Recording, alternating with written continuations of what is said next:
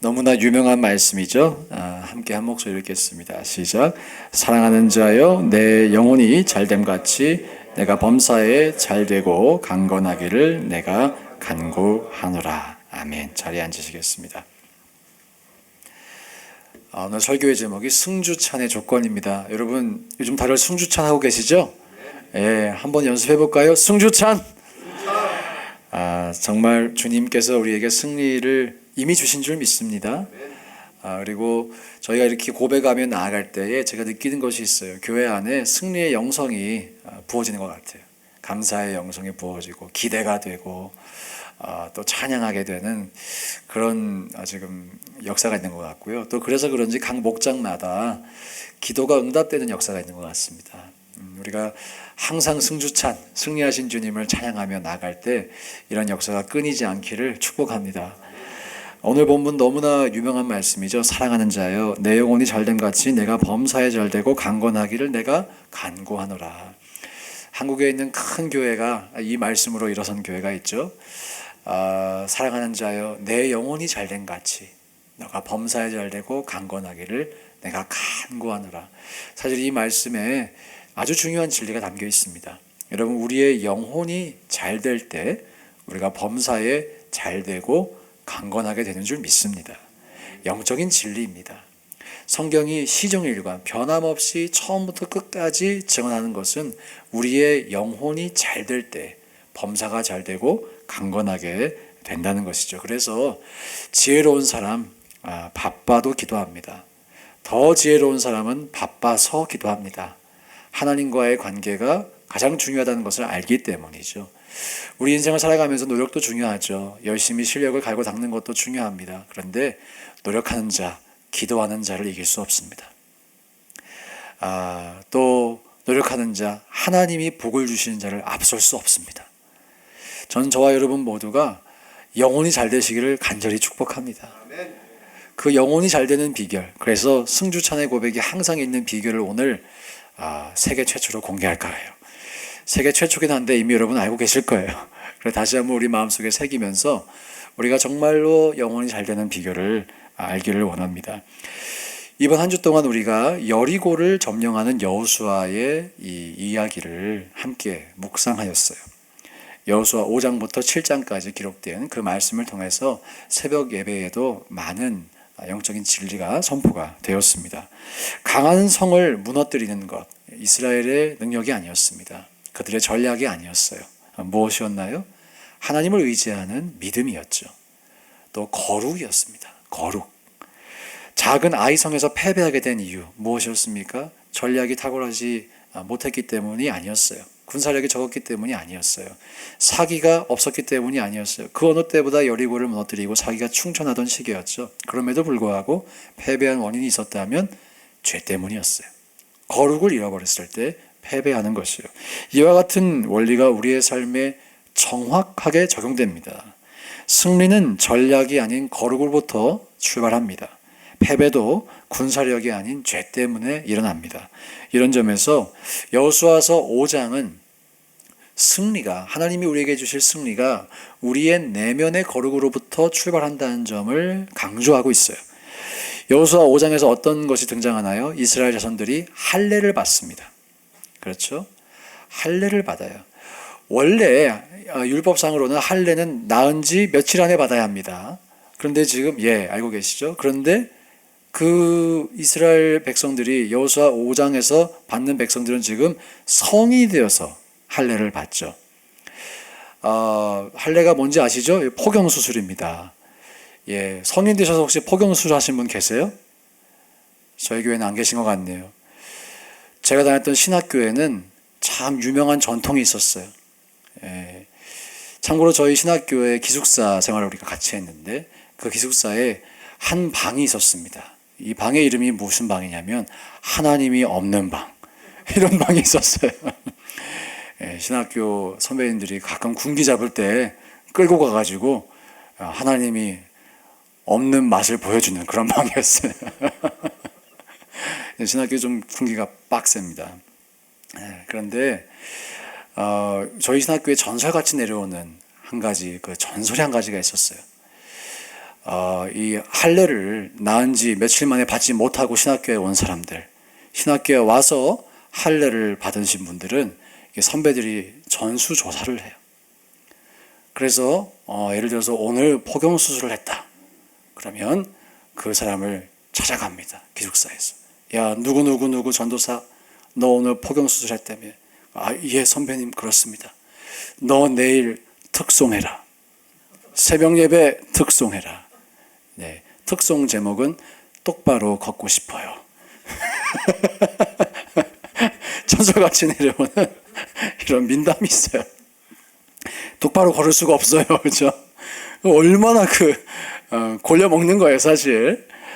어떤 의미가 있냐면 이 포경수술을 한다는 것, 성에 대해서 포경수술을 하면 며칠 동안은 정상적인 활동이 불가능합니다. 예. 저는 그래서 낳은 지 태어날 때 이제 어머님이 포경수술을 시켜주셨어요. 저는 얼마나 감사했는지 몰라요. 그 수치를 당하지 않고 신학교를 졸업해서 얼마나 감사했는지 몰라요. 근데 지금 그 일을 이 여호수아 5장에 있는 이스라엘 백성들이 한 것이죠. 근데 지금 여리고와 곧 전투를 해야 합니다. 기동력이 중요하고 또 싸움을 해야 하는 이 상황에서 할례를 받는다는 것이 상식적이지 않은 행동인 거예요. 그런데 이 할례를 왜 받았나요? 유월절을 지키기 위해서였어요. 새벽 예배 시간에 소개를 했던 것처럼 유월절을 지키기 위해서는 할례를 받은 사람만이 유월절을 지킬 수가 있었어요. 그렇죠? 그리고 그 유월절을 지킨다는 것은 무슨 의미가 있나요? 전투 전에 하나님을 예배한다는 의미가 있습니다. 큰 전쟁 전에 하나님을 예배한다는 그 의미가 있어요. 그 예배를 드리기 위해서 지금 할례를 받는 거예요. 하나님과의 관계를 잘하고 싶어서, 영혼이 잘 되고 싶어서 그 노력을 지금 하고 있다는 것이죠. 사랑하는 여러분, 우리가 이것을 주목해야 합니다. 지금 겉으로 일어나는 싸움, 전쟁보다 더 이들이 중요하게 여겼던 것이 있다는 것이죠. 영혼이 잘 되는 것이에요. 영혼이 잘 되는 거예요. 여러분의 삶에서도 지금 여러분들이 바라고 원하는 어떤 소원이 있으실 거예요. 기도 제목이 있으실 거예요. 혹은 아무리 두드려도 무너지지 않는 난공불락 같은 여리고와 같은 문제가 있으실 거예요. 무슨 수로 무너뜨리시겠습니까? 무슨 수로 그 담을 뛰어넘으시겠습니까? 거룩을 추구하여 넘을 수 있는 줄 믿습니다. 하나님과의 관계를 잘해서 넘을 수 있는 줄 믿습니다. 이런 점에서 여러분의 영혼이 잘 되시기를 주님의 이름으로 축원드립니다. 성경에 등장하는 모든 사람들은 하나님과의 관계 속에서 개인의 광야의 시간을 지나며 하나님만을 독대했던 시간이 있었어요. 주님과의 관계가 더 깊어지고 넓어졌던 시간이 있었어요. 몇 명을 소개하고자 합니다. 요셉이라는 사람 잘 아시죠? 종으로 팔려갔죠. 종살이를 하다가 억울한 누명을 쓰고 또 감옥에 갑니다. 그 모든 시간 동안 요셉은 그러나 거룩을 놓지 않았어요. 하나님과의 관계를 최우선순위에 두고 하나님을 경외하는 삶을 살았던 것이죠. 그의 인생이 어떻게 되었는지 우리는 다 알고 있습니다.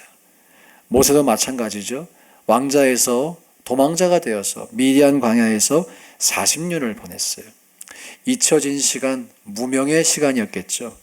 그때 하나님은 이 모세를 온유하게 다듬어 가십니다.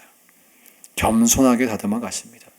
고독 속에서 하나님의 음성을 들을 수 있을 만큼까지 이 사람의 영혼을 성장시키셔서 성숙시키셔서 마침내 떨기나무 가운데서 말씀하시는 하나님의 음성을 듣게 하시죠.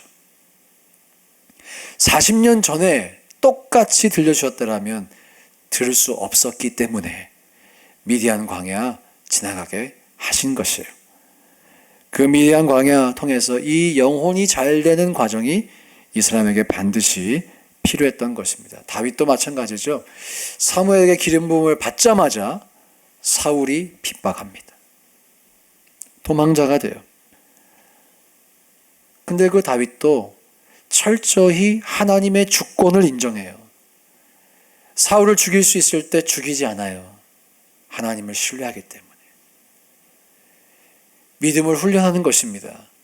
다시 한번 내 믿음이 더 깊어지는 시간, 하나님을 더 신뢰하는 시간, 하나님을 더 의뢰하는 시간을 가지는 것이죠. 바로 그 시간이 다윗이 위대한 왕이 되는 시간이었어요. 바로 그 시간이 다윗이 범죄한 이후에도 다시 하나님께 나와 회개할 수 있는 영적인 준비를 하는 시간이었어요. 엘리야라는 사람 한번 살펴볼까요? 하나님이 엘리야에게 이렇게 명령하세요. 그릿 시냇가로 가라고. 거기서 시냇물을 마시면서 까마귀가 음식을 가져다 줄 테니까 그 까마귀가 물어다 주는 음식을 먹으면서 생존을 하라고 엘리야에게 명령합니다. 천하의 사역자인데 사람도 없고 사역도 없고 사역의 무대도 없고 오로지 하나님만 바라봐야 하는 그 시냇가에서 이 사람이 뭘 했을까요? 철저한 내면이 변화되는 훈련한 것이죠. 거룩해지는 훈련한 것이죠. 사랑하는 여러분, 혹 우리 가운데 이 광야를 지나고 계신 분 계시다라면 꼭 기억하셨으면 좋겠어요. 우리 인생 가운데 하나님은 무의미한 광야를 허락하시지 않습니다. 무의미한 고독의 시간을 허락하시지 않습니다. 반드시 주님은 의도를 가지고 우리를 이끌어 가세요. 그 시간을 통해 우리를 정결하게 하세요. 거룩하게 하세요. 그리고 주님의 음성을 들을 수 있을 만큼 우리를 청결하게 다듬어 가세요. 이러한 인생의 광야 가운데 하나님을 만나는 역사의 길을 간절히 축복합니다. 요한계시록이 사도 요한에 의해 쓰여졌죠. 어디서 쓰여졌나요? 반모섬에서 유배를 당했을 때 철저한 고독 속에서 하나님의 계시를 받습니다. 저는 반대로 고독이 없었다면, 반모섬이 아니었다면, 사람들과 늘 어울려 지냈다면 과연 그 기나긴 계시록을 정확하게 받아 적을 수 있었을까? 합리적 의심을 해봐요. 여러분과 제가 기억했으면 좋겠습니다. 주님이 나의 광야 같은 이 시간 통해 역사하고 계신다. 여전히 일하고 계신다. 여전히 주님의 뜻을 신실하게 이루어 가고 계신다. 할렐루야. 이 믿음으로 승리하시길 축복합니다. 여호수아 6장에 가면 순종을 요청하십니다. 순종을 요청하세요. 그 순종이 기적을 일으킵니다. 사실 우리가 여리고가 무너지는 장면을 보면서 마지막 7일째 거기에 주목할 때가 많아요. 역사가 일어났으니까. 그런데 저는 이번 여리고 여호수아를 묵상하면서 그 6일이 더 묵상이 되더라고요. 6일이 없이 7일이 오지 않습니다. 그 6일의 시간, 방금 소개한 광야와 같은 시간일 수 있겠죠. 좀 하루 돌면 좀 벽돌 몇 개 떨어지고 또 하루 돌면 문이 조금 틀어지고 좀 그런 역사가 있으면 할 맛이 나잖아요. 할 맛이. 그렇죠? 근데 지금 이스라엘 백성들이 그 태양빛 밑에서 행군을 하면서 난 누군가 여긴 어딘가 요즘 말로 현타 오지 않았겠어요? 내가 지금 시방 뭐하고 있는겨? 여기서 지금 뭐하고 있는겨? 그런 마음 들지 않았겠어요? 그렇게 변화가 보이지 않지만 6바퀴는 헛되지 않습니다. 사실 그 어느 때보다 중요한 준비의 시간인 것이죠. 신앙의 성장은 사실 순간의 기적을 맛보기보다는 반복된 순종 가운데 이루어지는 경우가 대부분입니다. 믿음으로 순종하고 신실하게 그 자리를 지키며 하나님의 인도하심을 믿고 따라가는 그 여정 가운데 우리의 믿음이 성장한다는 것이죠. 이미 여러 번 설교했잖아요. 가장 버티기 힘들 때, 무게를 들어 올리기 어려울 때, 그때가 나의 믿음의 근육이 성장하는 때라고 하는 것이에요. 우리는 7일만을 주목해 볼 수 있지만 사실 하나님은 그 1일부터 6일까지를 주목하실 것 같아요. 우리가 그 하루하루를 정말 신실함으로 걷고 있는지를 더 주목해 보실 것 같아요. 윌리엄 캐리라고 하는 사람이 있어요. 제가 추수감사절마다 매년 소개하고 이번 주일에도 그의 일화를 잠깐 소개할 텐데요. 현대 선교의 아버지라고 불리우는 참 귀한 선교사님이셨어요. 이 선교사님께서 인도에 가셔서 선교를 시작하고 7년 동안 단 한 명의 회심자도 없었습니다. 첫 7년 동안. 이건 지금 여리고성 6일과는 비교가 안 되는 숫자죠. 7년 동안 혼신의 힘을 쏟아부었는데 아무런 변화가 없었어요. 그럼 무슨 생각이 들까요? 인간이기 때문에 난 누군가? 여긴 어딘가? 그리고 나는 과연 사역자로 부르심을 받은 사람이 맞나? 하나님이 정말 나를 사용하고 계신가? 나를 통해 영광받고 계신가? 이런 자괴감이 몰려올 거예요. 낙심이 몰려올 거예요. 그뿐만이 아니라 그의 인생 가운데는 큰 아픔이 있었어요. 처음 선교에 동역했던 첫 번째 아내가 선교지에서 순교하였어요. 이 정도 인생의 흔들림이 오면 낙심하기 마련입니다. 무너지기 마련이에요. 근데 윌리엄 캐리는 7일째를 향해서 계속해서 걸어갔어요. 왜일까요? 이 선교를 시키신 분이 하나님이시기 때문입니다.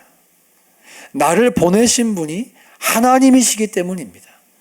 나를 보내신 그분께서 이것을 중단하라고 말씀하시지 않는 한, 그분이 계획을 변경하시지 않는 한 나는 이 길을 계속 가야만 한다 라는 믿음이 있었던 거예요. 그리고 눈에 보이는 사역의 열매가 설사 없더라도 부르신 곳에서 순종하는 것이, 신실함을 지키는 것이 곧 하나님 앞에 칭찬받는 길이라는 것을 알았습니다. 여러분, 우리가 기억했으면 좋겠어요. 아무리 노력해도 아무런 변화가 없는 것 같은 그 6바퀴 절대로 헛되지 않아요. 절대로 헛되지 않습니다. 그 시기가 있기에 7일째 지진이 준비되고 있는 것이에요. 6바퀴가 있어야 7바퀴가 있는 것입니다. 로렌스 형제라는 분이 계세요. 하나님의 임재 연습이라고 하는 책을 쓰신 분입니다. 형제예요. 브라더예요. 이분이 수도사로서 수도원 주방에서 평생 설거지와 부엌 일을 하면서 그렇게 시간을 보냈던 분이셨어요. 어떤 유명한 사역도 그가 생전에는 하지 않았고요. 어떤 기적을 일으킨 적도 없었어요. 그러나 매일의 삶 속에서 주방에서 설거지하며 노동을 하며 수도원을 섬기며 하나님을 신실하게 섬겼습니다. 그리고 하나님과 교제하는 그 영성을 갖추었어요. 그 영성을 개발해 갔어요.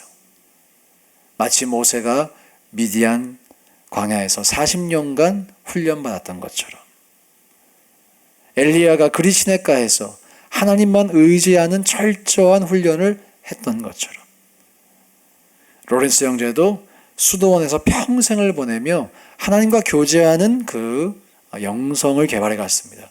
그리고 책 한 권을 남겼어요. 하나님의 임재 연습. 너무나 좋은 책이라고 생각합니다.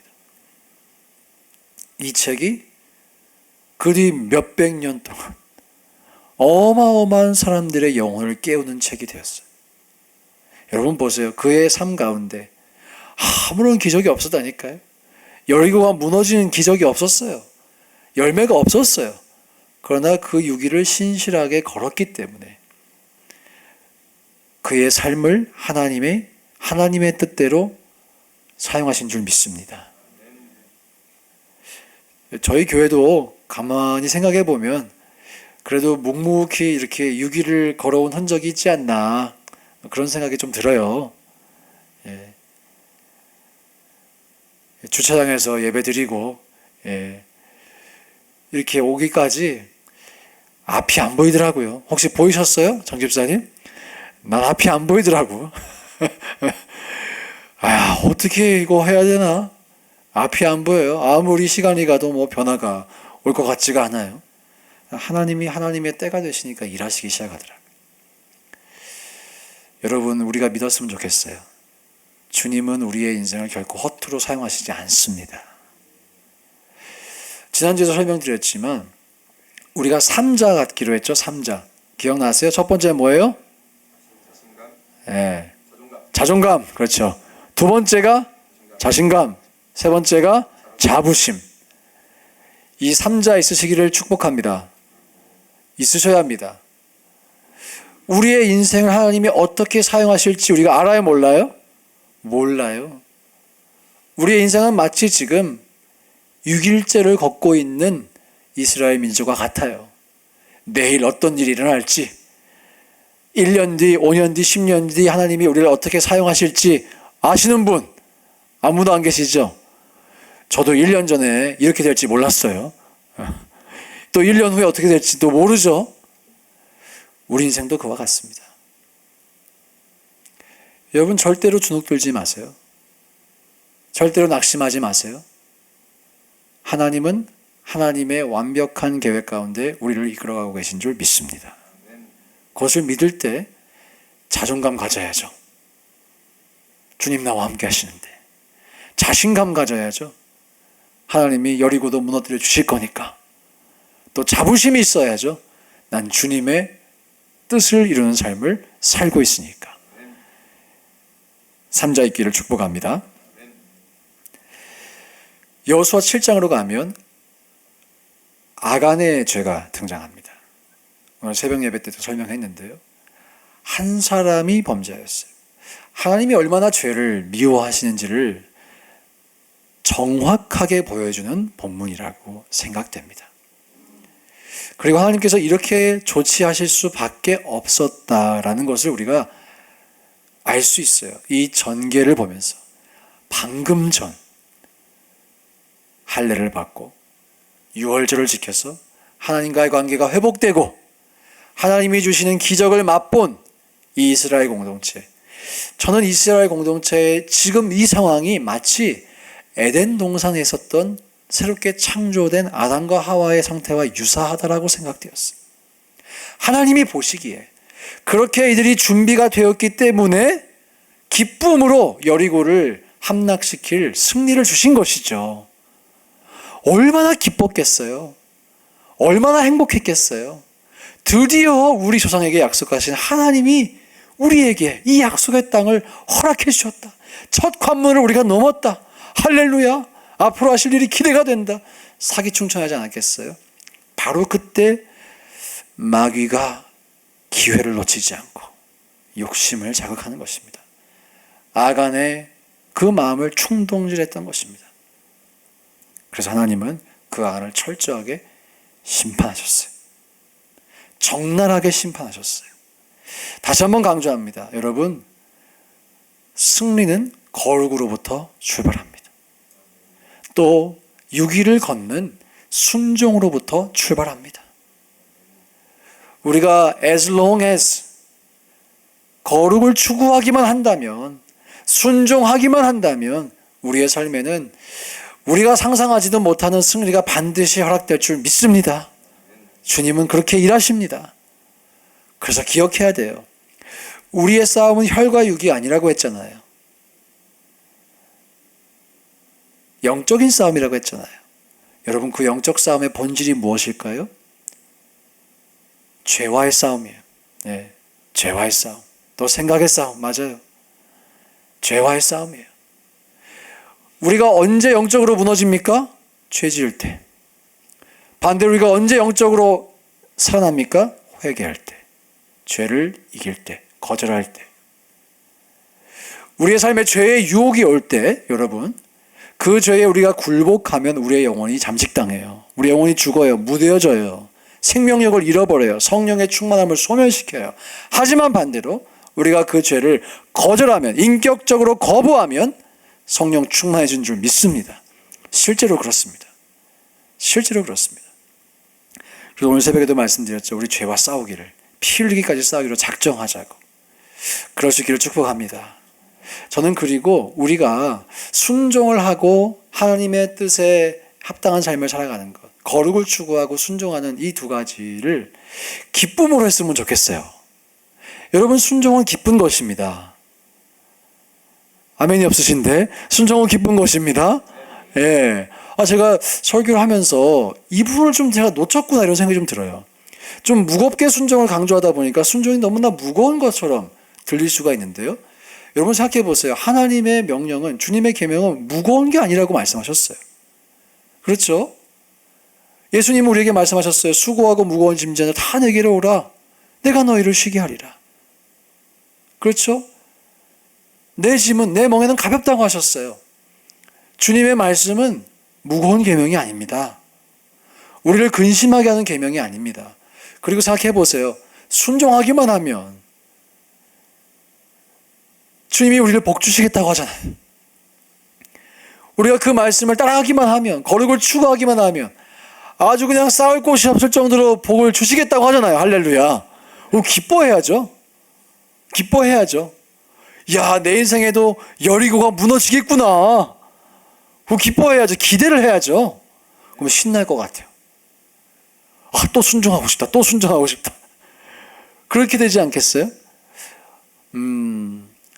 저희가 이 순종을 기쁨으로 할 수 있는 것, 이것이 무거운 것이 아니고 내가 기분 상하는 것도 아니고 정말 나의 삶의 유익을 위해서 사모함으로 할 수 있는 것이라는 것을 기억하는 것이 참 중요한 것 같습니다. 또 그것이 마귀에게 속지 않는 비밀인 것 같아요. 우리 가운데 순종하기 위한 기쁨이 있기를 축복합니다. 기대가 있기를 축복합니다. 승주찬의 비결, 거룩과 순종입니다. 거룩하기만 하면, 순종하기만 하면 하나님 우리에게 승리를 주세요. 우리의 삶을 압도할 만한 승리를 반드시 주세요. 믿으시기를 축복합니다.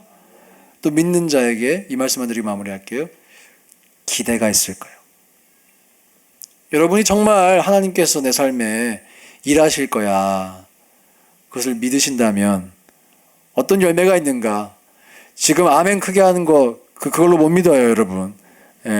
눈치 때문에 하는지, 목사가 불쌍해서 하는지 어떻게 알아요, 그죠? 어쩔 수 없어 하는지. 여러분이 정말 믿으신다면 여러분 삶에는 기대가 있을 거예요.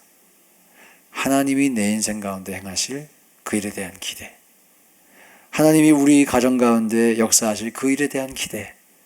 여러분, 이 밤에 그 기대를 한아름 껴안고 돌아가시기를 축원드립니다. 우리는 소망의 백성입니다. 우리는 소망의 사람들입니다. 하나님은 우리에게 미래와 희망을 주십니다. 할렐루야. 그래서 기도하면 기도할수록 우리의 마음이 무거워지는 게 아니라 가벼워져야 되고요. 골치 아픈 것이 아니라 기뻐해야 돼요. 제가 여러분이 기도를 잘했다 못했다를 가늠할 수 있는 한 가지 기준을 말씀드리겠습니다. 똑같이 앉아서 기도하고 돌아가실 때 마음의 기쁨, 소망, 시원함, 기대, 이런 게 있으신 분들은 오늘 기도를 잘하신 거예요. 근데 그게 아니라 여전히 고민하고 여전히 곤란하고 여전히 마음이 무겁다, 그런 분들은 기도를 하신 게 아니라 생각하신 거예요. 생각을 하다 가신 거예요. 눈 감고 생각하다가, 명상하다 가신 거예요. 꼭 기억하세요. 기도하면 성령이 역사하세요. 성령이 우리 가운데 역사하시며 우리의 생각과 마음 가운데 일하세요. 기대를 갖게 하세요. 아무리 어려운 문제가 있어도, 불가능해 보이는 일이 있어도 하나님이 여리고도 무너뜨리셨는데, 그래, 내가 방법과 하나님의 때는 모르지만 주님 반드시 나를 도와주실 거야. 믿자 믿자 믿자 승주찬. 이게 기도를 잘하신 분의 열매라는 거예요. 이게 지금 그 정신 가스라이팅이 아닙니다, 여러분. 내 마음속에, 내 심령 가운데서 흘러나오는 게 있잖아요. 성령이 충만하면 그게 기도를 잘하신 열매라는 거예요. 오늘 다 기도 잘하셔서 나가시는 제가 표정을 검사하겠습니다. 저 앞에 서가지고. 이러면 또 다 웃으면서 나가시겠죠. 여러분이 하나님 앞에 이 기도하러 오셨는데 깊게 기도하시고 충분히 기도하시면서 성령이 내 마음 가운데 역사하시는 그 흔적을 반드시 가지고 돌아가시기를 주님의 이름으로 축복합니다. 마지막으로 승주찬 한번 담대하게 외쳐보겠습니다. 시작! 승주찬! 할렐루야! 찬양하겠습니다.